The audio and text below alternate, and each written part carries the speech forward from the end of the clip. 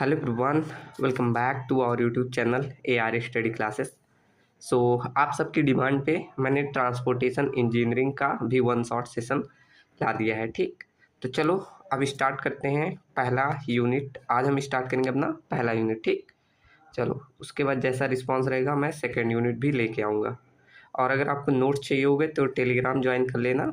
Telegram मैंने link में दे दिया है, और नहीं तो मेरे नंबर से कांटेक्ट कर लेना। ठीक, तो ये मेरा नंबर रहा, इसके थ्रू आप मेरा ये पीडीएफ ले सकते हैं। ठीक, चलो तो स्टार्ट करते हैं पहली यूनिट। और यूनिट फर्स्ट का सिलेबस क्या है, बेसिक इंट्रोडक्शन है। इसमें पहले हमें देखना है कि क्या रोल है ट्रांसपोर्टेशन का इकोनॉमिक डेवलपमेंट में, और मोड्स ऑफ मतलब ट्रांसपोर्टेशन क्या है, जैसे रोड्स, रेल, एयर, वाटर, इसमें क्या क्या आते हैं। ठीक, उसके बाद हिस्ट्री ऑफ रोड डेवलपमेंट देखना है, जैसे Nagpur, Bombay and 20 year road plans, ये देखना है। मतलब यही आता है, नागपुर और बॉम्बे रोड प्लान को 20 ईयर रोड प्लान्स बोला जाता है, तो इसे भी देखेंगे। ठीक, उसके बाद हाईवे अलाइनमेंट्स क्या है, फैक्टर्स क्या है, ये देखेंगे। सर्वे कौन कौन सा होता है, ये देखेंगे। फिर रूट सिलेक्शन देखेंगे। ठीक, तो ये आपका छोटा सा आपका सिलेबस है, और इसमें पेजेस 66 है ना। तो मैंने अगर भेजा है जिनके पास, वो परेशान ना हो, क्योंकि मैंने जो देखो नोट्स लिए हैं ना, ये हैंड रिटन नोट्स है, ये मेन है। और आगे का ये आप छोड़ दीजिएगा, अभी मैं बताऊंगा तो वो छोड़ दीजिएगा। ठीक, मैंने कुछ ज़्यादा ही इसमें लिख दिया है। चलो तो स्टार्ट करते हैं पहला टॉपिक। पहला टॉपिक आपका क्या है, role of transportation in economic development में। अब देखो इसका मतलब क्या है कि आपकी इकोनॉमी को बढ़ाने में क्या महत्व रखता है ट्रांसपोर्टेशन।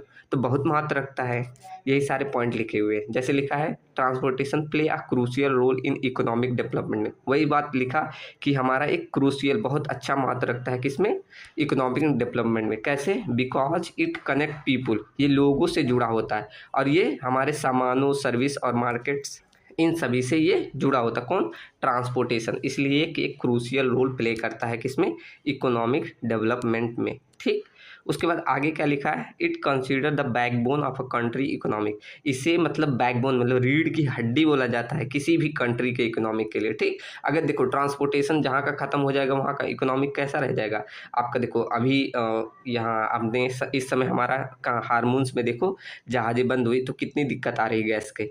ठीक, तो वैसे ही कोई भी अगर ट्रांसपोर्टेशन बंद हुआ तो काफ़ी दिक्कत हो सकती है। ठीक, तो below a clear explanation suitable for engineerings और economic studies.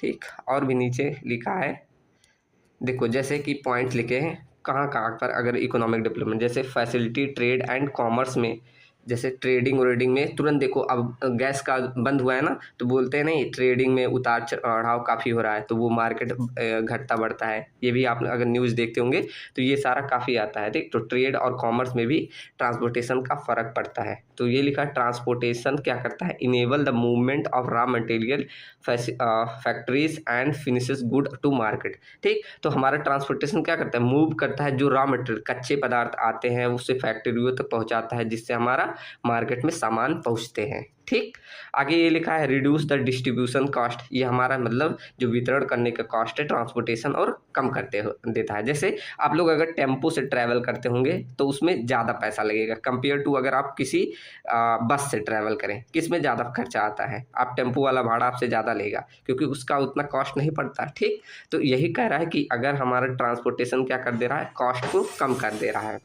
Expand market reach, मतलब ये हमारे मार्केट को बढ़ाता है, जैसे लोकल से नेशनल लेवल तक और नेशनल से इंटरनेशनल लेवल तक। ठीक, कैसे, जैसे आपके गांव से फिर आपके ज़िले में, फिर आपके पूरे राज्य में, फिर राज्य से देश में, राज्य से देश से पूरे कंट्री में पूरा जाता है सामान ना, तो इस तरह ये फैसिलिटेट करता है ट्रेड्स में। ठीक, चलो ये सारे पॉइंट हैं। ऐसे आपका प्रमोट करता है क्या, इंडस्ट्रियल ग्रोथ को।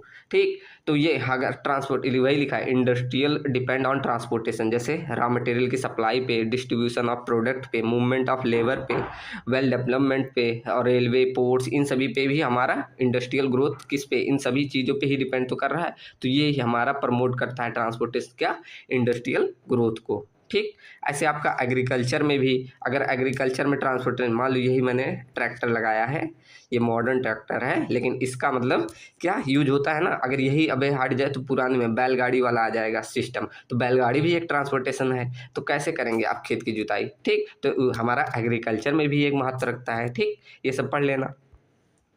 उसके बाद एम्प्लॉयमेंट जनरेशन में, जैसे ट्रांसपोर्टेशन हमारा जॉब क्रिएट करता है। अब हम सिविल इंजीनियर वाले ही देखो, रोड बनाना हुआ, ब्रिज बनाना हुआ, इन समय में हमारा जॉब को बनाता है। ठीक, ऐसे रिड्यूस करता है कॉस्ट ऑफ प्रोडक्शन को, जैसे efficient transportation, travel time, fuel consumption, ये सब हमारा कम कर देता है। जैसे आपको देखो, अब हवाई जहाज़ से हम मुझे एक देश से दूसरे देश में जाना है तो कितने कम मतलब कम टाइम में और कम फ्यूल में जाएगा। अगर वही यही जो जहाज़ से जा रहे हो वही आप किससे जाओ, टेम्पो से, तो ज़्यादा फ्यूल लगेगा, ज़्यादा टाइम लगेगा। तो ये हमारा क्या कर दे रहा है, ट्रैवल टाइम को और फ्यूल कंजम्पशन को भी कम कर दे रहा है। ठीक, चलो, ऐसे आपका इनकरेज करता है टूरिज़्म, ये टूरिज़्म को भी बढ़ावा देता है। जैसे एयरपोर्ट, हाईवे, रेलवेज, इसके आसानी से हम देखो, अभी हमें घूमने जाना हुआ कहीं कहीं से किसी दूसरे स्थान पे, तो हम आसानी से चले जाते हैं। ठीक, ऐसे देखो, जैसे इंडिया से मुझे कहीं दूसरे इंग्लैंड जाना हुआ, फिर मान लो सऊदी अरब जाना हुआ, ऐसे यहाँ से कहीं और जाना हुआ। ठीक, तो वहाँ से हमें काफ़ी आसानी हो जाती है। टूरिज़्म को ये बढ़ावा दे रहा है। क्यों?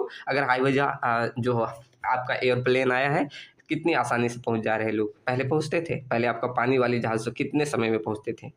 और ये इंक्रीज करता है गवर्नमेंट रेवेन्यू को। ठीक, जैसे आपके जैसे फ्यूल टैक्सेस से, और आप बहुत सारे टैक्स लगते हैं, टोल टैक्स, फ्यूल टैक्स, ये सब द्वारा आपका गवर्नमेंट को एक रेवेन्यू जनरेट होता है। ठीक, तो ये सारे मतलब पॉइंट्स हुए कि कैसे ये आपका मतलब महत्व रखता है इकोनॉमिक डेवलपमेंट में। ठीक, चलो, उसके बाद अगला पॉइंट आपका था कि मोड्स ऑफ ट्रांसपोर्टेशन कौन कौन सा था। ठीक, तो ट्रांसपोर्टेशन मोड को तीन प्रकार के, पहले रोड ट्रांसपोर्टेशन, फिर आपका पानी के थ्रू वाटर ट्रांसपोर्टेशन, फिर एयर ट्रांसपोर्टेशन। ठीक, तो सबको देखो, यहाँ पर पहला हमारा रोड ट्रांसपोर्टेशन, क्या movement of people and goods, मतलब लोगों और वस्तुओं को through the roads using vehicle like car, buses और ट्रक, मोटरसाइकिल, इनके द्वारा अगर हम एक स्थान से दूसरे स्थान पे रोड पे पहुंचा रहे हैं तो उसे रोड ट्रांसपोर्टेशन बोलेंगे। ठीक, अब इसके फीचर क्या है, ये मोस्ट फ्लेक्सिबल होता है, डोर टू डोर सर्विस इसमें मिल जाती है, और ये शॉर्ट और मीडियम डिस्टेंस के लिए होता है। ठीक, इसके एडवांटेज भी यही सब है कि इजीली कंस्ट्रक्शन एंड मेंटेनेंस होता है, कनेक्ट करता है रूरल और अर्बन एरिया, मतलब ग्रामीण और ये शहरी इलाकों से ये कनेक्ट करता है। ठीक, आइडियल फॉर पेरिशेबल गुड, मतलब मेनली आइडियल ये होता है किस वस्तुओं की सप्लाई के लिए। और इसका डिसएडवांटेज क्या है कि ट्रैफिक इसमें प्रॉब्लम आ जाती है, हाइयर फ्यूल कंजप्शन हो जाता है, और एक्सीडेंट और पॉल्यूशन इसमें ज़्यादा होता है। ठीक, तो ये इसके डिसएडवांटेज हुए। अब सेकंड आपका आता है रेलवे ट्रांसपोर्टेशन।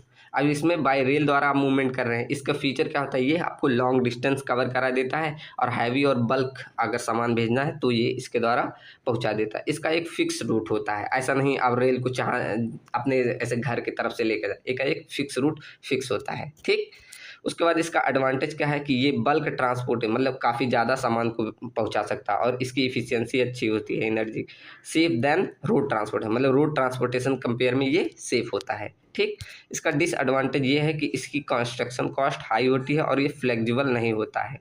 ठीक, मतलब एक स्थान पे फिक्स्ड ट्रैक्स नहीं होता है इसका। फ्लेक्सिबल मतलब जैसे अब मुझे जाना हुआ कहीं पर, तो ये नहीं, एक स्थान पे फिक्स है, यही इसका डिसएडवांटेज हुआ। ठीक, एंड थर्ड हमारा है एयर ट्रांसपोर्टेशन। आपको बाई एयर द्वारा अगर यूज कर रहे हो, जैसे एयरप्लेन्स और हेलीकॉप्टर्स, इसके फीचर क्या है, फास्टर मोड होता है, suitable for long distance and international travel करना है तब उसके लिए ये सुटेबल है। ठीक, इसके एडवांटेज क्या है कि ये टाइम को सेव करता है, high useful for high value, और लो वेट ऑफ ये गुड्स, मतलब ये भारी सामान को नहीं ले जा सकता। ठीक, इसमें देखे होंगे कि सामान को ले जाने के लिए एक फिक्स होता है कि इतने वेट तक आपको ले जाना है। ठीक, और इसका डिसएडवांटेज है कि बहुत एक्सपेंसिव होता है, नॉर्मल लोग इसमें कहाँ जाते हैं। ठीक, वेदर पे डिपेंड करता है, अगर देखो मौसम ख़राब होता है तो आप बाई एयर नहीं जा सकते, और इसमें लिमिटेड कैरिंग कैपेसिटी होती है कंपेयर टू शिप, जो पानी वाली जहाज़ होती है उसके कंपेयर में इसमें कम आप सामान ले जा सकते हैं।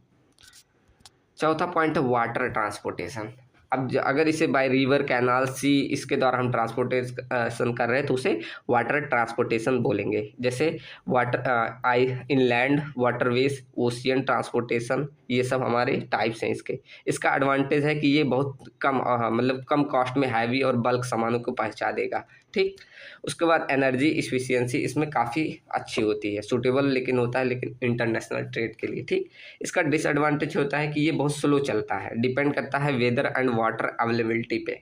ठीक, तो ये रहा हमारा कौन कौन सा मोड ऑफ ट्रांसपोर्टेशन है, और इसमें आप खुद से बहुत पॉइंट लिख सकते हैं। अब आप पानी के जहाज़ के फीचर लिखना हुआ अगर नहीं लिख लेंगे तो मैंने दो दो पॉइंट बस समझाने के लिए लिख दिया, आप बहुत सारे खुद से भी लिख देंगे। ठीक, अब देखो यहाँ हिस्ट्री डेवलपमेंट ऑफ रोड, आपको मन करेगा तो ये पढ़ लेना, नहीं तो ये सारे आप स्किप कर देना। ठीक, ये टाइपिंग कुछ ज़्यादा ही खराब हुई, मतलब खराब नहीं, ये ज़्यादा ही कर दी गई है। जैसे इसमें पूरा इतिहास से लिख दिया है मैंने, तो ये छोड़ देना, मौर्य पीरियड से, फिर इंडस वैली सिविलाइजेशन, ये मत लें पढ़ना। ठीक, तो इसके कंपेयर में मैंने यहाँ अपना नोट्स ऐड कर दिया है, ये आप लोग पढ़िएगा।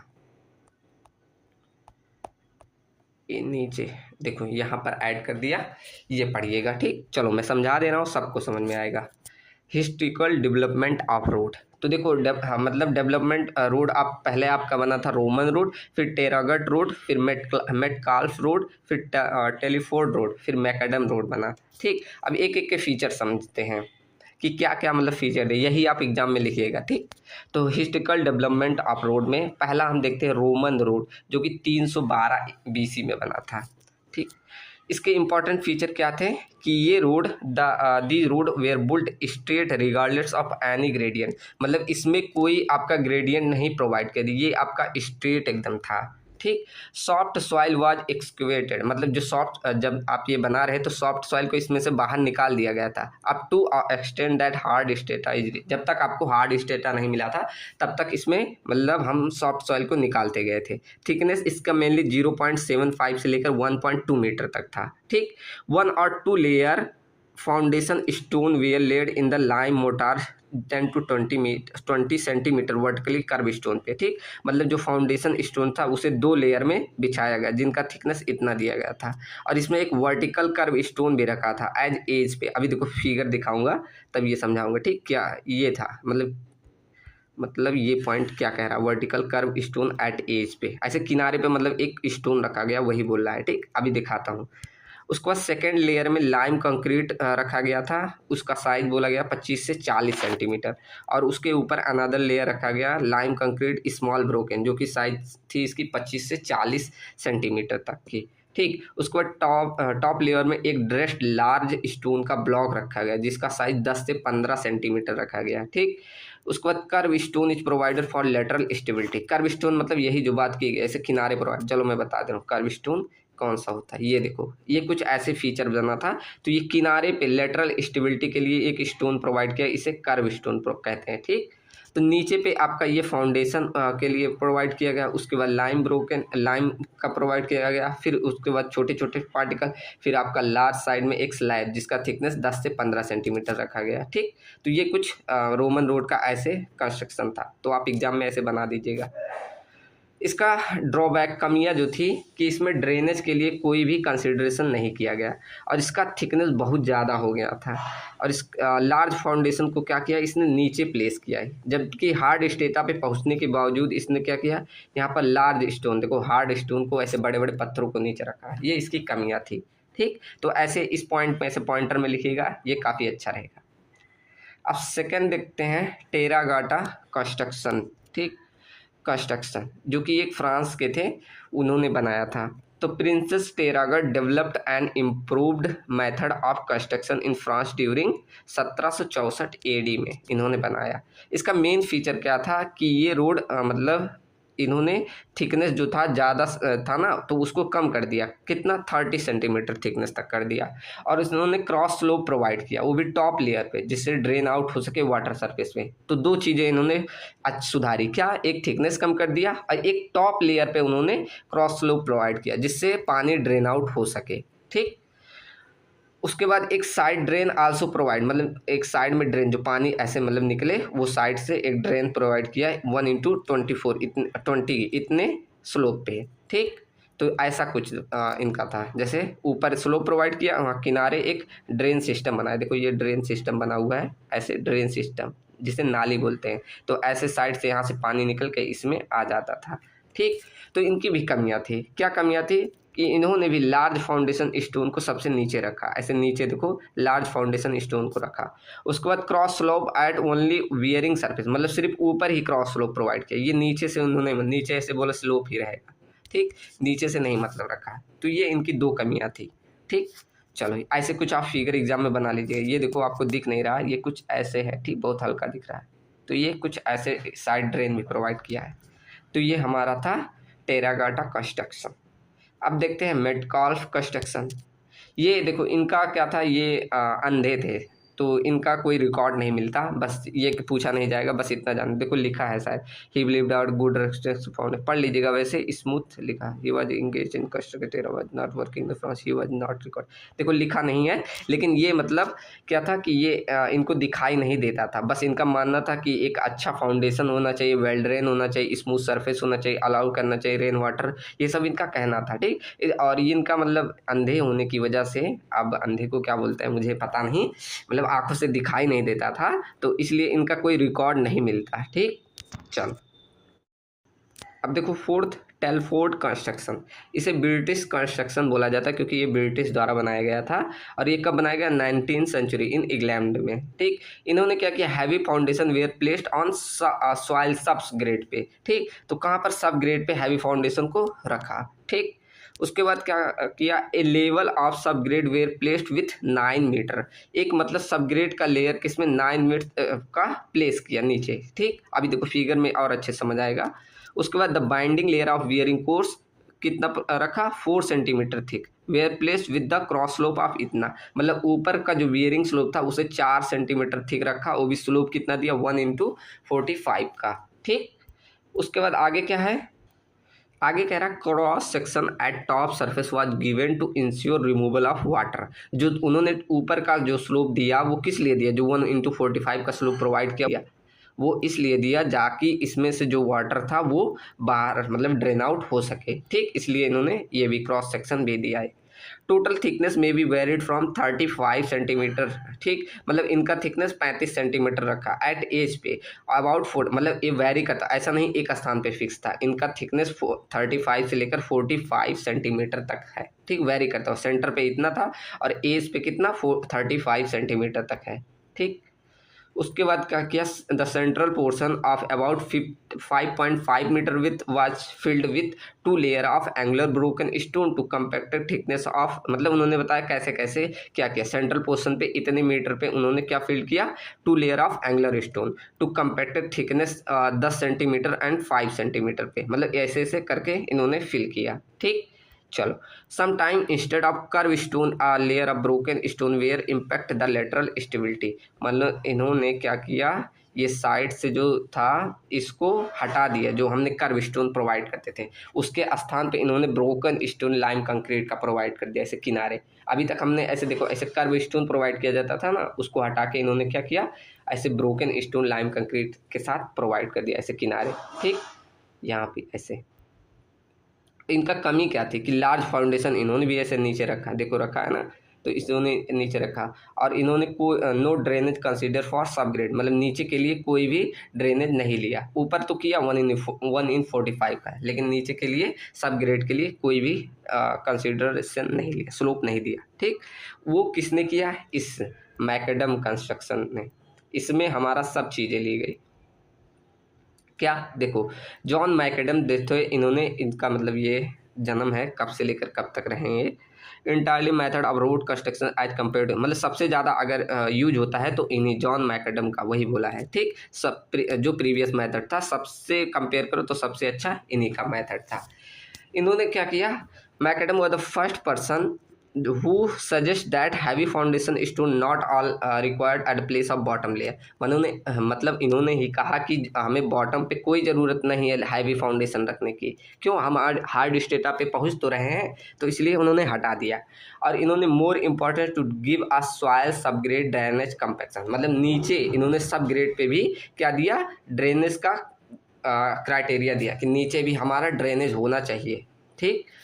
इसके लिए क्या किया, सॉइल सबग्रेड पे 1:36 का स्लोप दिया, जिससे सीपेज ऑफ वाटर मतलब जो हो वो अवॉइड हो सके।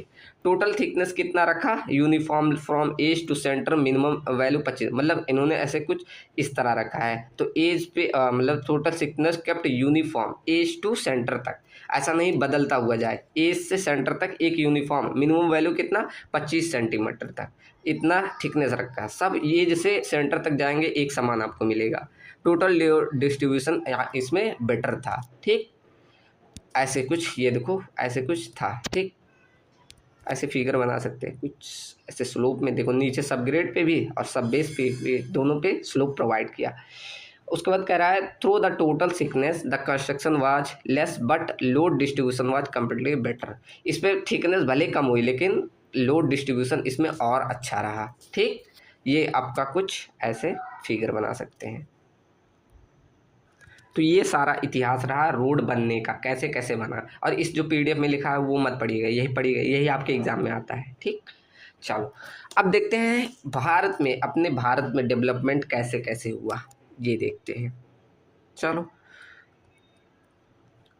क्या लिखा है, after the first world war, जब आपका फर्स्ट वर्ल्ड वार खत्म हुआ तब उसके बाद motor vehicle using road increase, काफ़ी मतलब ये व्हीकल्स का प्रयोग होना काफ़ी बढ़ गया। Existing road can not be capable, जो मतलब आपका एग्जिस्ट कर रहा था रोड, वो उतना ट्रैफिक और जो लोड आ रहा है उसको नहीं एग्जिस्ट कर पा रहा था। तो उसके लिए India road development committee was इस अपॉइंटमेंट, तब मतलब इंडिया में एक कमेटी अपॉइंटमेंट की गई गवर्नमेंट द्वारा, जिसे बोला गया mister Jayakar committee. As a chairman ये एक पर्सन थे, इनके द्वारा एक कमेटी स्थापित की गई, कब 1927 में, जिसे जयकर कमेटी भी बोला जाता है, ठीक। अब देखो इनमें क्या रिकमेंडेशन दिया गया, रिकमेंडेशन ऑफ जयकर कमेटी। अब यही पूछ लिया जाता है जयकर कमेटी का बताओ, तो यही सब बताइएगा, ठीक। अब देखो इतिहास बन रहा है भारत में कैसे कैसे हुआ। तो इन्होंने क्या कहा, road development should be consider as national interest, इसे एक मतलब नेशनल इंटरेस्ट की तरह लिया जाए, ठीक। उसके बाद कहा एक्स्ट्रा टैक्स, जो आप मतलब अब रोड बनाना है तो पैसा तो कहीं से आना चाहिए, तो इन्होंने कहा कि एक्स्ट्रा टैक्स कहाँ से लिए जाए, पेट्रोल से, from the user of development of road से, जो मतलब आपका व्हीकल यूजर है तो उस पर पेट्रोल पे टैक्स लगा के हम क्या कर सकते हैं, डेवलपमेंट ऑफ रोड कर सकते हैं। सेंट्रल रोड फंड इसको बोला गया, ठीक। उसके बाद आगे लिखा गया semi official technique body should be form for technical knowledge for development of road, मतलब एक सेमी टेक्निकल बॉडी इस्टेब्लिश की गई जिसके द्वारा क्या होगा, डेवलपमेंट ऑफ रोड, टेक्निकल जो डेवलपमेंट होना चाहिए वो होगा, जिसे बोला गया इंडियन कांग्रेस रोड, आईआरसी, ठीक। अभी इसको भी पढ़ना है। उसके बाद इसी में क्या गया, रिसर्च इंस्टीट्यूट बनाया, जिससे और भी न्यू टेक्नोलॉजी जो आए वो भी हम जान सके, जिसे बोला गया CRI, central road research institute, ये भी इस्टेब्लिश किया गया। ये सब किसके अंतर्गत हो रहा है, ध्यान रखिए, जयकर कमेटी में ये सब बातें की जा रही है, ठीक। उसके बाद आगे बोला गया the central road fund was found by, मतलब जो सेंट्रल रोड फंड बनाया गया वो 1929 में बनाया गया। सेमी ऑफिशियल टेक्निक जिसे IRC हमने बोला उसे 1934 में बनाया, और सेंट्रल रोड रिसर्च जो हमने अभी ऊपर पढ़ा है इसे 1950 में बनाया गया, और मोटर व्हीकल एक्ट बनाया गया जो कि 1939 में बनाया गया। ये सभी बातें हमारी किस में हुई, जयकर कमेटी में हमारा रिकमेंडेशन किया गया, ठीक। चलो चलो अब देखते हैं IRC क्या है। अभी हमने ऊपर पढ़ा ना इंडियन रोड कांग्रेस, तो IRC क्या करता है, कंट्रोल करता है specification, standardisation and recommendation on material पे, डिजाइनिंग पे और construction of road and bridges पे। इन सभी को इस मतलब कंट्रोल, स्पेसिफिकेशन को कंट्रोल करता है, स्टैंडर्डाइजेशन करता है और इनको रिकमेंडेशन देता है। ये हमारा IRC इंडियन रोड कांग्रेस, ठीक। उसके बाद एक एक्ट आया जिसे मोटर व्हीकल एक्ट बोला गया, ये हमारा 1939 में इस्टेब्लिश हुआ है, तो जो कि हमारा क्या करता है, ये रेगुलेट करता था ट्रैफिक को, और ट्रैफिक लॉस, ऑर्डिनेंस, रेगुलेशन, इन सभी को ये रेगुलेट करता था। कौन, हमारा मोटर व्हीकल एक्ट। इसी मोटर व्हीकल एक्ट को 3 फेजेज में बांटा गया। कौन कौन से, कंट्रोल ऑफ ड्राइवर, मतलब ड्राइवर पे कंट्रोल है, ऐसा नहीं कोई चला रहा है स्पीड तो काफ़ी स्पीड, तो अब देखो स्पीड लिमिट बना हुआ ना, तो उस पर कंट्रोल रहता है ड्राइवर से। और व्हीकल की ओनरशिप रहती है अपनी, और व्हीकल ऑपरेशन ऑन रोड कि वो कौन कौन सी एक्टिविटी ऑपरेशन कर सकता है, वो हमारा व्हीकल, मोटर व्हीकल एक्ट में आता है, ठीक। चलो अगला हमारा था पॉइंट एक हमने पढ़ा CRI, जिसे बोला गया सेंट्रल रोड रिसर्च इंस्टीट्यूट। अब इसे क्यों बनाया गया, इसे न्यू दिल्ली में बनाया गया for research of various aspect, जैसे हाईवे इंजीनियरिंग पे, जैसे अब हाईवे पे क्या क्या इंप्रूवमेंट चाहिए, क्या कमियां हुई, उन पे सुधार करने के लिए ये इंस्टीट्यूट बनाया गया। तो ये इंस्टीट्यूट क्या कहता है, many India to apply the research and offer technical advice to government, ठीक। वही बात है ना कि ये रिसर्च करके गवर्नमेंट को एडवाइस दे रहा कि आप ये चीज़ें करिए, इससे आपका कॉस्ट कम आएगा, इफिशिएंसी बढ़ेगी, लाइफ ज़्यादा हो जाएगा, ठीक। तो ये सब हमारा CRI करता है, ठीक। चलो अब देखते हैं एक टर्म है नेशनल हाईवे एक्ट। ये हमारा 1956 में लागू हुआ है। ये क्या है, रिस्पॉन्सिबिलिटी फॉर डेवलपमेंट में and maintenance of national highway should taken by central government. ठीक, मतलब जो भी आपका नेशनल हाईवे पे भी खराबी आएगी उसका डेवलपमेंट के लिए कौन सा सेंट्रल गवर्नमेंट लिया है, ये हमारा एक्ट बोलता है। Central government of the empowerment to declare any other national as a national omit any existing national highway. मतलब इसका देखो क्या कह रहा है कि हमारा जो सेंट्रल गवर्नमेंट होता है ना, ये इसके पास इतनी पावर होती है कि वो डिक्लेयर कर दे कि हमारा ये नेशनल हाईवे है, ये नहीं है, या जो एग्जिस्ट कर रहा है ये नेशनल हाईवे है या नहीं। ये सब पावर किसके, सेंट्रल गवर्नमेंट के अंतर्गत होती है। ठीक, चलो समझ में आया ना अब तक सबको। अब हम पढ़ते हैं कि फर्स्ट 20 ईयर रोड प्लान क्या है, जिसे हम नागपुर रोड प्लान बोलते हैं। ठीक, इसी के मतलब ऐसे दो आए, अभी देखो 3 पढ़ना है। एक हमारा आया 1943 से लेकर 1961 तक का प्लान था, लेकिन इसे 1963 तक था, मतलब देखो 20 ईयर है ना। तो उसके बाद ये इसे बोला गया नागपुर रोड प्लान। उसके बाद अगला आता है इसे 2 साल पहले ही अचीव कर लिया जाता है, देखो 1961 में ही। फिर 1961 से 1981 तक लाया जाता है, 1981 तक इसे बोला जाता है बॉम्बे रोड प्लान। उसके बाद थर्ड हमारा आता है 1981 से लेकर ये क्या हो जाएगा 2001 तक, इसे बोला जाता है लखनऊ रोड प्लान। अब यही तीनों देखना है। ठीक, तो देखो फर्स्ट रोड प्लान जिसे हम नागपुर रोड प्लान बोलते हैं, इसका टारगेट क्या था कि 16 किलोमीटर हमें 100 किलोमीटर स्क्वायर एरिया में हमें 16 किलोमीटर रोड डेंसिटी बनानी है। ये इसका टारगेट था किसका, नागपुर रोड प्लान का। और इसको जो टारगेट दिया गया ये 1961 में ही अचीव कर लिया। और इसमें जो रोड पैटर्न रखा गया वो स्टार और ग्रिड पैटर्न का रखा गया। ठीक, तो समझ में आया ना। ऐसे 100 किलोमीटर अगर एरिया स्क्वायर है तो उसमें कितना 16 किलोमीटर आपका रोड की डेंसिटी होनी चाहिए, इतना होना चाहिए। ठीक, और इसमें जो रोड का क्लासिफिकेशन रखा गया उसे national highway, state highway, major district road, other district road और विलेज रोड, इतने प्रकार के रोड बनाने थे और इसको 20 सालों में ऐसे अचीव करना था। ठीक, चलो टोटल रोड लेंथ की बात करें तो इतना 5,32,700 किलोमीटर रोड का टारगेट किया गया और टोटल कितना अचीव कर लिया गया, 7,09,122 किलोमीटर तक अचीव कर लिया गया। ठीक, जो कि टारगेट से हमारा बहुत ज़्यादा है। ठीक, लेकिन लेंथ ऑफ नेशनल हाईवे और स्टेट हाईवे ना इसको कम बनाया गया कंपेयर टू, और ज़्यादा रोड को मतलब और ज़्यादा बना दिया, लेकिन ये दोनों रोड हमें कम मतलब बने थे। ठीक, उसके बाद road are classify in 5 categories, ये हमने देखा 5 कैटेगरी में बने हुए थे। और रिकमेंडेड अलाउंस इसमें 15% मतलब छूट थी कि टोटल, तो 15% छूट इन्हीं में ले लिया गया। ठीक, तो इतना इसमें छूट था। ठीक, समझ में आया ना क्या क्या इसमें था। अब देखते हैं सेकेंड 20 ईयर रोड प्लान, जिसे हमने क्या बॉम्बे रोड प्लान बोला गया। अब ये कब चालू हुआ, 1961 से लेकर 1981 तक ये इसका टारगेट था। इसने क्या टारगेट किया कि हम प्रत्येक 100 किलोमीटर स्क्वायर एरिया में अब की बार 32 किलोमीटर रोड डेंसिटी होना चाहिए। ठीक, इसमें फर्स्ट टाइम एक्सप्रेस वे को बनाया गया और एक्सप्रेस वे की लेंथ रखी गई 1600 किलोमीटर। ठीक, और टोटल इसमें टारगेटेड लेंथ रखा गया 10,57,336 किलोमीटर टारगेट रखा गया और अचीव कर लिया गया कितना, 15,02,697 किलोमीटर। मतलब टोटल डेंसिटी अगर देखें तो 45.7 पर 100 किलोमीटर एरिया में इतनी अचीव कर ली गई। ठीक, इन्होंने कहा कि इसमें क्या टारगेट रखा कि एवरी टाउन एंड पॉपुलेशन जो भी 2000 या अबव है इन प्लेन एरिया में एंड 100 इन सेमी, मतलब 2000 किसमें, अगर पॉपुलेशन कहाँ पर है प्लेन एरिया में, और 1000 पॉपुलेशन है इन सेमी हिली एरिया में, और अगर 500 है इन हिली एरिया में, तो वो हमारा कनेक्ट होना चाहिए किसे, मेटल रोड से या सिर्फ सीमेंट कंक्रीट रोड से। मतलब इतने एरिया अगर है तो वो किसी ना किसी रोड से कनेक्ट होना चाहिए, ऐसा नहीं वहाँ रोड ही नहीं होना चाहिए। ये इसका टारगेट था।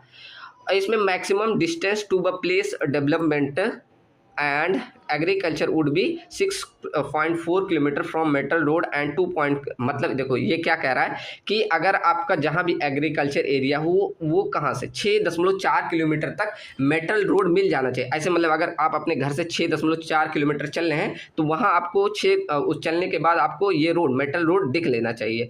और अगर 2.4 किलोमीटर चल रहे हैं तो आपको किसी भी कैटेगरी का रोड, चाहे आपका कंक्रीट रोड हो गया या कोई भी नॉर्मल रोड, आपको दिख जाना चाहिए जब आप 2.4 किलोमीटर चल रहे हैं। ठीक, समझ में आया ना, ये पॉइंट बोल रहा है, इसमें ये टारगेट रखा गया। उसके बाद length of national highway and state highway should shorter than plan target, जो मतलब यहाँ प्लान टारगेट किया गया, इसमें भी नेशनल हाईवे और स्टेट हाईवे भी इसमें कम अचीव हुआ, उतना नहीं जितना इन्होंने टारगेट किया वो कम अचीव हुआ कंपेयर टू अदर रोड, और भी ज़्यादा बना दिए गए। ठीक, और इसमें भी हमारा जो अलाउंस रखा गया वो 5% फॉर द फ्यूचर डेवलपमेंट इतना रखा गया। ठीक, चलो समझ में आया ना क्या क्या था। अब थर्ड हमारा आता है, थर्ड टारगेट जो किया गया, इसे बोला जाता है लखनऊ रोड प्लान। इसको कब से 1981 से 2001 तक इसका टारगेट था। इन्होंने टारगेट क्या किया कि 100 किलोमीटर स्क्वायर एरिया में 82 किलोमीटर तक का हमारा रोड बना होना चाहिए, मतलब इन्होंने इतनी डेंसिटी तक कहा। ठीक, इसमें रोड का क्लासिफिकेशन दूसरी तरह किया गया, primary, secondary and Tartary. Primary में किसको, एक्सप्रेस को रखा गया और नेशनल हाईवे को। सेकेंडरी में स्टेट हाईवे और मेजर डिस्ट्रिक्ट रोड, एमडीआर मतलब मेजर डिस्ट्रिक्ट रोड को रखा गया। अभी इन सब के बारे में भी हम पढ़ेंगे। ठीक, और इसमें टर्टरी में हमारा ओडीआर और यूआर मतलब अदर डिस्ट्रिक्ट रोड, और ये यूआर मतलब ये यू नहीं है, बी है, वी आर। ठीक, वी आर मतलब विलेज रोड। ठीक, तो टर्टरी में हमारा कौन सा रखेगा, अदर डिस्ट्रिक्ट रोड और विलेज रोड। ठीक, ये वी है, ध्यान रखिएगा, यू लग रहा है। चलो, इसमें क्या कहा कि ऑल विलेजेज, जो पॉपुलेशन मतलब जिनकी पॉपुलेशन 500 है, वो जरूर हमारा सभी प्रकार के रोड से कनेक्ट होना चाहिए। ठीक, नेशनल हाईवे नेटवर्क शुड भी, इसमें नेशनल हाईवे को बढ़ाया गया और स्क्वायर एंड ग्रिड शेप में रखा गया। ठीक, no part of country is more than 50 kilometre, मतलब कोई भी अगर आपका कंट्री यहाँ लिखा हुआ है, ये कंट्री नहीं, ये लिखो यहाँ, इसको विलेज कर लीजिएगा। ठीक, कंट्री मतलब देश हो जाएगा पूरा, यहाँ इसको विलेज कर लीजिएगा। ठीक, विलेज या कोई भी ऐसे स्पेस मतलब जगह, वो 50 किलोमीटर से ज़्यादा नहीं दूर होना चाहिए किसी नेशनल हाईवे से। ठीक, मतलब आप उतना चले तो आपको एक नेशनल हाईवे दिख जाना चाहिए। ठीक, चलो, और इसमें लेंथ ऑफ नेशनल हाईवे कितना रखा गया, 66,000 किलोमीटर, और एक्सप्रेस वे रखा गया 2,000 किलोमीटर तक। लेंथ ऑफ स्टेट हाईवे कितना, 1,45,000 किलोमीटर। अगर आपको देखो निकालना है लेंथ ना, तो इसके लिए फॉर्मूला भी दे दिया गया कि लेंथ ऑफ नेशनल हाईवे निकालना है तो एरिया को 50 से डिवाइड कर दो इतना, और लेंथ ऑफ स्टेट हाईवे निकालना है तो ये फॉर्मूला मेजर डिस्ट्रिक्ट का, तो ये भी आप लिख सकते हैं। ठीक, तो ये हमारा रहा थर्ड 20 ईयर रोड प्लान। ठीक, तो तीनों आशा करता हूँ समझ में आया होगा। यहाँ देखो तीनों को कंपेयर करके लिख दिया हूँ, इससे और भी आसानी हो जाएगी। ये चार्ट आप लोग बना लेंगे तो एक सब चीज़ें इसमें देखो, ड्यूरेशन लिखा हुआ है, रोड की डेंसिटी कितना अचीव किया गया, रोड का पैटर्न कैसा रखा गया, एक्सप्रेस वे हमारा सेकंड में आया था, इसमें इतना आया था तो ये भी दिखाया गया है, क्लासिफिकेशन किस प्रकार किया गया है ये भी बताया गया है। ठीक, चलो, तो अब क्लासिफिकेशन को एक एक करके पढ़ते हैं। जैसे हमारा प्राइमरी क्लासिफिकेशन में रखा गया एक्सप्रेस वे। अब ये एक्सप्रेस वे क्या करता है, ये सुपीरियर फैसिलिटी और डिजाइन स्टैंडर्ड पे बनाया गया। ये प्रोवाइड करता है carriage way, separator, collect access, grade of separation, मतलब ये हाई कैरिज वे, सेपरेटर और कंट्रोल करता है एक्सेस, ज़्यादा ट्रैफिक को कंट्रोल करता है, इन सभी के लिए एक्सप्रेस वे बनाया गया। ठीक, permit only fast moving vehicle, ये केवल किसको परमिट करता है, जो फास्ट मूविंग व्हीकल है उन्हीं को। ठीक, चलो, उसके बाद आपका आता है second national highway. National highway का क्या मेन काम होता है, main highway running through out the length and width of the country, ये सबसे मेन हाईवे होता है लेंथ और विड्थ में ऑफ किसी कंट्री का। ठीक, उसके बाद connecting major part of the capital, ये मतलब आपके मेजर पार्ट ऑफ कैपिटल से कनेक्ट करता था, इंपॉर्टेंट इंडस्ट्री, टूरिस्ट और फॉरेनर हाईवेज, इन सभी से ये कनेक्ट करता है। ठीक, इसका माइलस्टोन का देखेंगे तो सिंबल येलो प्लस वाइट होता है। ठीक, चलो, तो अब ऐसे हम देखेंगे सेकेंडरी रोड को, सेकेंडरी क्लासिफिकेशन। अब इसमें आता है आपका स्टेट हाईवे और मेजर डिस्ट्रिक्ट रोड। ठीक, तो स्टेट हाईवे क्या करता है, ये सभी जगह को कनेक्ट करता है, जैसे डिस्ट्रिक्ट को, हेडक्वार्टर को और इम्पॉर्टेंट सिटीज़ को, इन सभी को आपस में जोड़ने का काम स्टेट हाईवे होता है।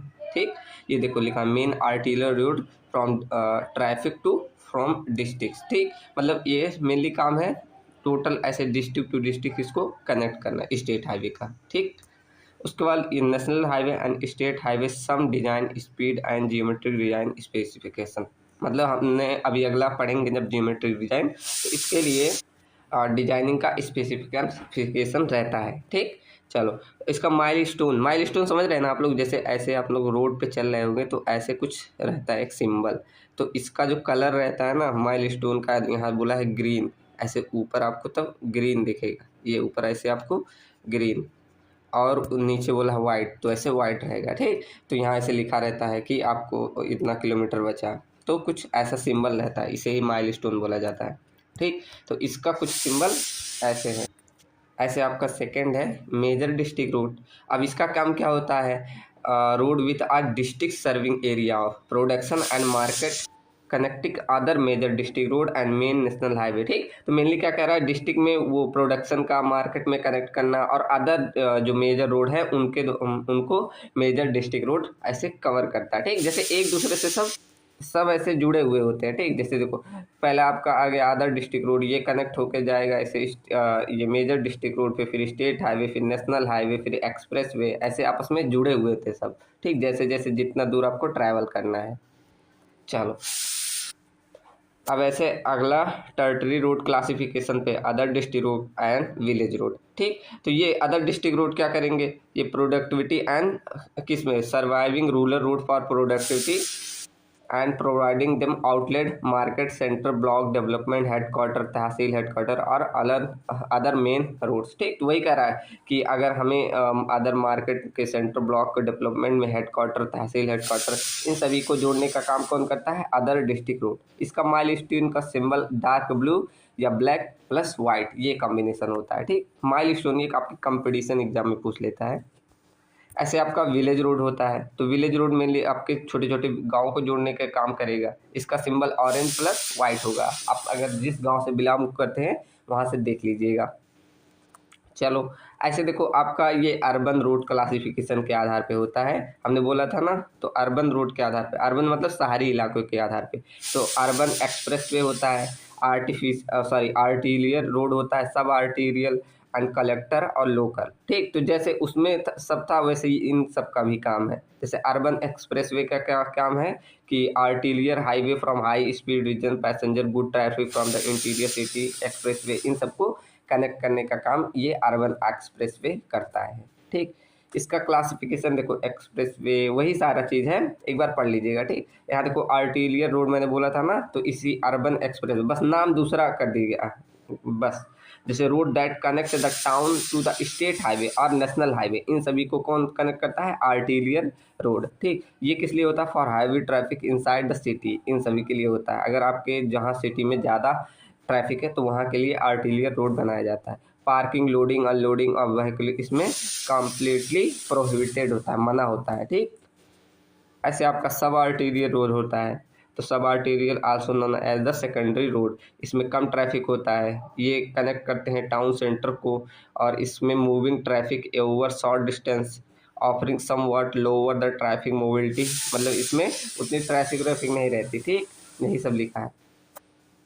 चलो ऐसे कलेक्टर रोड क्या करता है, ये सबसे माइनर रोड का, कलेक्टर रोड आपका समझिए विलेज रोड, ठीक, जो है वही है, ठीक। ये क्या करता है, जैसे देखो इसमें भी है आपका ऐसे ये पहले आपका लोकल रोड आएगा, लोकल रोड ऐसे कनेक्ट होगा किससे, कलेक्टर रोड से, फिर ये सब आर्टीरियल, फिर आर्टीरियल, ऐसे कनेक्ट होते हैं, ठीक। चलो ऐसे लोकल स्ट्रीट में भी रोड बने होते हैं, उन सब का भी ये सब अर्बन क्लासिफिकेशन है, ठीक। चलो तो ये सब पढ़ लीजिएगा आप खुद से भी।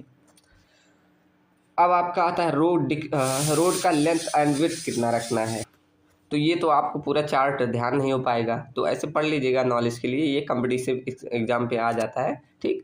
चलो तो और उस पर डिजाइनिंग स्पीड कितना रखना है, तो सबका दिया रहता है। देखो प्लेन में, रोलिंग में, माउंटेन, जैसे तीन प्रकार। प्लेन में आपका जैसे प्लेन एरिया में बना है, रोलिंग मतलब हल्के फुल्के ऊबड़ खाबड़ एरिया, माउंटेनस मतलब जहाँ पर पहाड़े हैं, स्टीप एरिया, तो वहाँ के कितना स्पीड रखना है, सबके लिए एक ये IS कोड द्वारा है, ठीक। ये IRC ने दिया है, तो ये सब एग्जाम में कभी कभी पूछाता है कॉम्पिटेटिव एग्जाम में, ठीक। और देखो सबका मतलब कितना कैरिज वे रखना, कैरिज वे समझते हैं ना। अभी देखो जियोमेट्रिक डिजाइन जब हम पढ़ेंगे तो उसमें पढ़ेंगे कैरिज वे क्या होता है। जैसे ये आपका रोड है, ये आपका मीडियन होता है, तो जहाँ पर आपकी गाड़ियाँ, यहाँ पर आपका मान लो जो भी व्हीकल ऐसे ट्रैवल करेगा, मान लो ये आपका व्हीकल है, व्हीकल लग रहा है, तो ये आपका ऐसे व्हीकल इसमें जहाँ पर ट्रैवल करता है उसी को कैरिज वे बोला जाता है, ठीक। ये मान लो आपका बस है, तो वही आपका कैरिज वे होता है, इसे मीडियन बोलते हैं, मीडियन या सेपरेटर बोलते हैं, इसे कैरिज वे बोलते हैं, ठीक। ऐसे आपका रोड होता है ना ऐसे, तो यही सारा, तो ये बोल रहा है कितना कैरिज वे का यहाँ विड्थ रखा जाएगा, ठीक। तो यहाँ सबके लिए डिफाइन है। अगर सिंगल लेन है राइज कर्व, कर्व अगर मतलब जैसे किनारे पे कर्व ऐसे राइज है तब, अगर नहीं राइज है तब कितना होता है, ठीक। तो इस सब के लिए विड्थ ऐसे दी गई है, एक बार पढ़ लीजिएगा ये भी।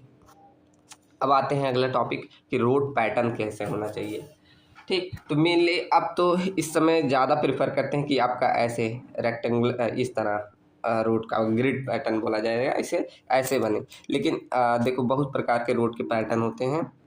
क्या लिखा है, when road is construction in pattern like a rectangular radial etc for proper management of traffic is called road pattern, ठीक। तो वही कह रहा है कि रोड को कंस्ट्रक्ट करने के लिए रेक्टेंगुलर रेडियल इन सभी को किस लिए, proper management of traffic is called a road pattern, ठीक। जैसे layout of town locality production centre choice of engineer, मतलब ऐसा डिपेंड करता है कि ये सभी एक दूसरे से कनेक्टेड रहे, ऐसा रोड पैटर्न बनाइए, ठीक। नहीं ऐसे कहीं से लेके जाकर ऐसे ऐसे कर दीजिए, ये नहीं होता। एक रोड का पैटर्न बनता है, अभी देखते हैं कैसे। जैसे देखो रेक्टेंगुलर और ब्लॉक पैटर्न, तो इसका फिगर देखो मैंने नहीं बनाया, ऐसे ही जो मैंने अभी बताया ना, ऐसे ऐसे जो ऐसे कनेक्टेड होता है इसे रेक्टेंगुलर या ब्लॉक पैटर्न बोला जाता है, ठीक। ये देखो इसमें क्या लिखा है, in this whole area is divided in rectangular block. इसमें क्या होता है, पूरा एरिया ऐसे रेक्टेंगुलर ब्लॉक में ऐसे बटा होता है, ऐसे ऐसे बटा होता है, ठीक। यहाँ पर आपके ऐसे घर बने होते हैं ऐसे, और उसके बाद यहाँ से आपका ऐसे रोड निकलता है ऐसे, यहाँ इसके अंदर आपका जो भी घर इंडस्ट्री जो बनना है आपका यहाँ इसके अंदर बनेगा, ठीक। तो इस तरह ये डिवाइडेड होता है। स्ट्रीट और branches are intersect each other on right angle, देखो राइट एंगल बनना है ना, यहाँ 90 डिग्री पर ऐसे डिवाइडेड होते हैं, ठीक। Main road always passes through centre, it should be wide through enough, ठीक। मतलब मेन रोड कहाँ से, हमेशा सेंटर से पास होगा, ये काफ़ी वाइड होना चाहिए, ठीक। और उसके बाद ब्रांचेज रोड में भी narrow as compare to main road, ठीक। मतलब नैरो मीन्स, नैरो मतलब आपने सुना होगा इसे संकरी बोलते हैं, आपने सुना होगा ये वर्ड, ऐसे सकरी बोलते हैं कहीं कहीं गांव पे। तो वो कह रहा है ये ब्रांच रोड जो है वो नैरो होती है as compare to main road के, ठीक। उसके बाद the portion of the serve may be either residential commercial और इंडस्ट्रियल, मतलब ये जो सर्व किया जाता है रेजिडेंशियल एरिया में, कॉमर्शियल एरिया में या इंडस्ट्रियल एरिया में, ठीक। आप अभी गूगल पे सर्च करेंगे चंडीगढ़ ना, तो वहाँ का पैटर्न आपको ऐसे दिखेगा रोड, अभी जाकर सर्च करिए, देखिए सबको दिखेगा, ठीक। अब सेकंड देखते हैं रेडियल और स्टार ग्रिड पैटर्न। तो कुछ ऐसे देखो स्टार की तरह दिख रहा है कि नहीं, ऐसे सारी रोड क्या करती हैं एक जगह पर आकर ऐसे कनेक्ट होती हैं, ठीक। तो उसी को बोला जाता है रेडियल और स्टार एंड ब्लॉक पैटर्न। तो combination of star and block का पैटर्न होता है, entire area is divided into the radial network, ठीक। तो देखो पूरा एरियल ऐसे रेडियल नेटवर्क में बढ़ता हुआ है कि नहीं, तो वही कह रहा है reading from the centre out of the block pattern to road between in the road main street, ठीक। तो वही मतलब ये मेन स्ट्रीट से सब ऐसे रेडियली डिवाइड होते हैं, आपको जिस डायरेक्शन में जाना है वहाँ जाओ, यहाँ सारे आपके दुकानें मकान ये सब बने होते हैं, ठीक। ऐसे आपका रेडियल और स्टार एंड सर्कुलर पैटर्न हो जाता है, ठीक। सब लोग ये सब देख लीजिएगा, ऐसे आपका रेडियल और स्टार एंड ग्रिड पैटर्न हो जाता है। तो ये सारे पैटर्न थे किस प्रकार का आपको रोड का पैटर्न बन सकता है, ठीक। चलो ये कोई टफ नहीं है, थ्योरी है। अब अगला आता है NHDP, ये क्या है, नेशनल हाईवे डेवलपमेंट प्रोग्राम। यहाँ देखो लिखा है नेशनल हाईवे डेवलपमेंट प्रोग्राम।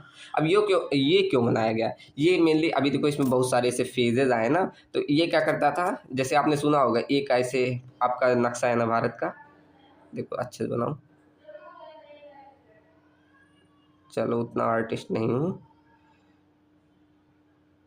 ये मान लो आपके भारत का नक्शा है। तो इसमें इसका मेन NHDP का मतलब था यहाँ से ऐसे कॉरिडोर बनाए गए, ये यहाँ से कनेक्ट करना, एक यहाँ से बना है ऐसे ऐसे, मतलब ईस्ट से, सॉरी ये नॉर्थ होता है, नॉर्थ से लेकर यहाँ साउथ तक कनेक्ट करना, यहाँ ईस्ट से लेकर वेस्ट तक, इन सभी को ऐसे कनेक्ट करना, ऐसे रोड बनाया गया है, ठीक। अभी देखो पढ़ेंगे हम, ठीक। तो यही सारा लिखा है कि national highway development programme was launch in 1989 में, ठीक। नेशनल हाईवे में क्या किया गया, 2% of the total road length in the country, but ये 40% ट्रैफिक को लेते हैं। मतलब कह रहा है कि हमारा जो नेशनल हाईवे है ये 2% है टोटल रोड लेंथ के, लेकिन ये 40% तक ट्रैफिक को कैरी करते हैं, ठीक। अब देखो नेशनल हाईवे जो NHDP है ये इम्प्लीमेंट करता है national highway authority of India द्वारा, ठीक। The programme is being implemented in the 7 phases, इसे 7 फेजों में बनाया गया। कौन सा फेज नंबर फर्स्ट, इसे क्या बोला जाता है, golden quadrilateral network comprising a total length of इतना कितना 5,846 किलोमीटर इसका टोटल लेंथ रखा गया, which connect the from the major city, जैसे दिल्ली, चेन्नई, मुंबई, कोलकाता। मतलब इसको इस तरह बनाया गया कि इन सारी सिटीज़ को कनेक्ट है, दिल्ली से चेन्नई, चेन्नई से मुंबई, मुंबई से कोलकाता, इन सभी रोडों को कनेक्ट करता है। कौन, ये वाला फेज फर्स्ट का प्रोग्राम, ठीक। इसे गोल्डन क्वाड्रिलेटरल बोला गया। क्यों, क्योंकि ये 4 सिटी को कनेक्ट करता था। प्रोजेक्ट वाज प्लान इन 1919 और इसे पूरा किया गया जुलाई 2013 में, ठीक। फेज सेकंड में आया वही जो बोला ना, north south corridor and east west corridor, ठीक, वही जो मैंने नक्शे पे दिखाया। तो ये फेज सेकंड में किया गया था। उसके बाद ऐसे phase third, phase four, phase fifth आया, इनमें ऐसे सारी चीज़ें की गई, ठीक। आप कोई 2-4 ये याद कर लीजिएगा, ये लिखेगा अब तो बता दीजिएगा, ठीक। चलो, ये आपका हो गया नेशनल हाईवे डेवलपमेंट प्रोग्राम। अब आपका आता है, ये छोड़ दीजिए, यूटिलिटी फैक्टर आपके सिलेबस में नहीं है, आपको अगर पढ़ना होगा तो खुद से पढ़ लीजिएगा, ठीक। ये यूटिलिटी फैक्टर आपके सिलेबस में नहीं है। चलो, अब देखते हैं engineering survey for highway alignment. इसमें क्या क्या सर्वे, आप मैप स्टडी करते हैं, रिकॉनेंस सर्वे करते हैं, जैसे इसमें आप क्या साइड विजिट, जैसे आपने सर्वे चैप्टर में पढ़ा होगा तो वही सारा, पहले आप मैप स्टडी करेंगे, फिर रिकॉनेंस सर्वे करेंगे। इसका क्या मतलब होता है, साइट पे विजिट करना। फिर प्रिलिमिनरी सर्वे करते हैं, फिर फाइनल लोकेशन एंड डिटेल सर्वे करेंगे, ठीक। चलो, तो आपका मैप स्टडी में क्या होता है, probable alignment are drawn on the topography map avoiding the valley, pond and lakes. इन सभी को मतलब इसमें मैप स्टडी में हम देखते हैं, ठीक। Approximation, location of bridge, bends, ETC सब इसमें देखा जाता है। उसके बाद आपका रिकॉग्नाइज सर्वे में आपका क्या, साइड विजिट करना होता है, आर रिलेवेंट जितना डिटेल है वो सब कलेक्ट करना होता है। यहाँ पर छोटा लाइन लिखा है, लेकिन आप खुद से बना के और भी लिख सकते हैं, ये बेसिक नॉलेज है, आप लोग पढ़े भी होंगे इसके बारे में, ठीक। चलो, प्रिलिमिनरी सर्वे क्या होता है, to collect all necessary physical information, topography, drainage and soil, इस सर्वे हम करते हैं, ठीक। इसमें हम क्या एस्टिमेट करते हैं, quantity, earthwork material, levelling work, survey work, soil की मतलब कितना सॉइल में सर्वे करना है, ये सब हम देख लेते हैं, ठीक। To finish the best alignment out of all, सभी मतलब इसमें हम जितना भी हमें डाटा चाहिए इस प्रिलिमिनरी सर्वे में हम कर देते हैं, ठीक। उसके बाद हमारा डिटेल सर्वे होता है, उसमें हम इस्टेब्लिश करते हैं सेंट्रल लाइन को, टेम्परेरी बेंचमार्क बनाते हैं, डिटेल प्लानिंग, डिजाइनिंग, एस्टिमेशन, ये सब हम करते हैं, ठीक। Preparation of detail project report, ये भी हम इसी में बनाते हैं। इसका देखो मैंने यहाँ भी लिखा है, ये देखो इसमें भी मैंने लिखा है, हाईवे सर्वे में मैप स्टडी, रिकॉग्नाइज सर्वे, प्रिलिमिनरी सर्वे, फाइनल लोकेशन, ठीक। और ये देखो एक टॉपिक और था कि रीअलाइनमेंट क्यों करते हैं, ये भी आप में था, तो ये भी देख लेते हैं। चलो, तो री अलाइनमेंट ऑफ हाईवे क्यों करते हैं, इससे आपकी इम्प्रूव होती है रोड सेफ्टी और इंक्रीज होती है traffic capacity, improve geometric design, मतलब जो भी कमियाँ आती है री अलाइनमेंट से सही हो जाती है। रिड्यूस हो जाता है इसमें ट्रैवल टाइम, और ऐसे अवॉइड करता है प्रॉब्लम को, सपोर्ट अर्बन डेवलपमेंट में, इम्प्रूव ड्रेनेज कंडीशन। आप पढ़ लीजिएगा, इसमें कोई टफ नहीं है, बस थ्योरी था, ठीक। मतलब री अलाइनमेंट क्यों करते हैं, बेसिकली हम क्या जो एग्जिस्टिंग अलाइनमेंट है उसको और सेफर और इफिशिएंट बनाते हैं, ठीक। बस उसे और इम्प्रूव कर देते हैं री अलाइनमेंट द्वारा, मतलब दोबारा अलाइनमेंट करके और चेक कर रहे हैं, समझिए, ठीक। चलो, तो आज आपका सभी टॉपिक्स कवर हो गए हैं। और इसमें देखो ये भी था, हाईवे अलाइनमेंट क्या होता है, तो वही लेआउट पोजीशन, जैसे आपका ये रोड है ना उसकी लेआउट बनाना, वही आपका हाईवे अलाइनमेंट कहलाता है। जैसे include horizontal alignment, vertical alignment, अभी हम ज्योमेट्रिक डिजाइन पढ़ेंगे ना तो उसमें आएगा हॉरिजॉन्टल, मतलब हॉरिजॉन्टल कर्व और वर्टिकल कर्व पढ़ेंगे तो यहाँ और डिटेल में देखेंगे। इन सिंपल वर्ड कह सकते हैं, alignment mean how the road laid between the 2 point, कैसे मतलब आपको 2 पॉइंट में लेड है वो रोड, वही आपका अलाइनमेंट कहलाता है, ठीक। चलो, तो ये देखो फीचर्स हैं हाईवे अलाइनमेंट में क्या होना चाहिए, obtaining the point, traffic, geometric design. हम जियोमेट्रिक डिजाइन में अलाइनमेंट को और डिटेल में पढ़ेंगे, ठीक। तो एक बार खुद से ये अलाइनमेंट पढ़ लीजिएगा। चलो, तो कोई टॉपिक छूटा नहीं है मेरे ख्याल से, तो आशा करता हूँ समझ में आया होगा और काफ़ी जल्दी इसे कवर कर ले रहे हैं, क्यों, ये पूरा थ्योरी सब्जेक्ट था, ठीक। मतलब थ्योरी ये यूनिट थी, तो इसमें कोई डिजाइन नहीं, लेकिन नेक्स्ट यूनिट हमारा जियोमेट्रिक डिजाइन है, तो उसमें थोड़ा सा कॉन्सेप्ट है, तो उसे और ध्यान से दीजिएगा टाइम। ठीक, चलो मिलते हैं नेक्स्ट वीडियो में। Thanks you and thanks for watching.